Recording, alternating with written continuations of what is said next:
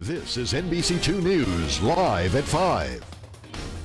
Welcome back to NBC2 News, live at 5. Andy Stadler is here for another Tuesday Tax Tips segment. Thanks for being here. Thank you. And one thing people have noticed recently, if you get your paycheck every couple of weeks, is that we're actually getting a little bit more money in our paychecks. What's going on with the taxes there, and are we going to have to pay that back eventually? No, you don't have to pay it back. The government did decrease the amount of Social Security tax that you would charge. They actually decreased it by 2%. So you should have noticed at least your last paycheck, maybe the last couple of paychecks, if they are a little bit more than what there was before. This is part of the new tax bill that got passed very late, December 17th of just this last year. The payroll tax holiday is what they're calling it? Payroll tax holiday. Is this just for this year? Will this end at the end of this year? That is correct. Okay. It's only for 2011. That's it. Enjoy it while you have it. But while you go to file your taxes, what should people keep in mind as far as any type of deductions or credits they can get? Well, I'd say the first big one that the majority of Wabash Valley citizens qualify for is what is called Earned Income Tax Credit.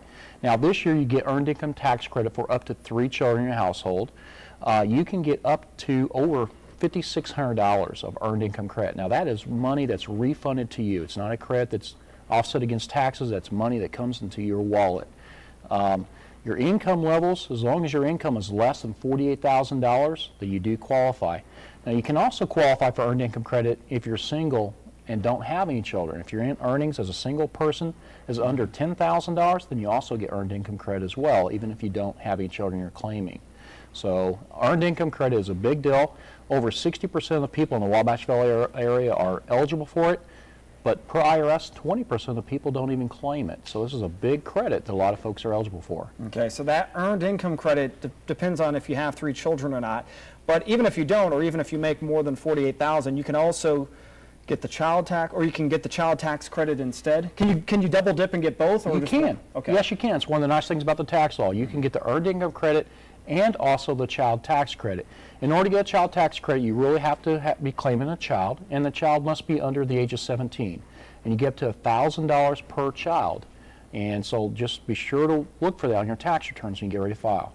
Okay. What other things should they be keeping in mind that maybe they do take one credit but forget about another, or something else where they can really save some money? Well, one of the new ones out there last year is the energy credit. If you took and did some energy efficient things around your home, put new windows, new doors, you bought a new refrigerator or a stove with energy efficient type appliances, you can get up to $1,500 of that refunded back to you in your tax return. You just have to make sure you've kept your receipt for that? Need to keep the receipt, yes. Okay.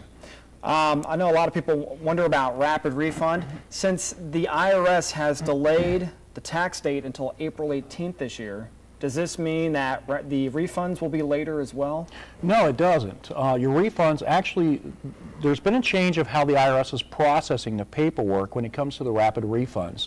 And what this means is it's a lot of the larger companies, like H&R Block, does not have a rapid refund program this year.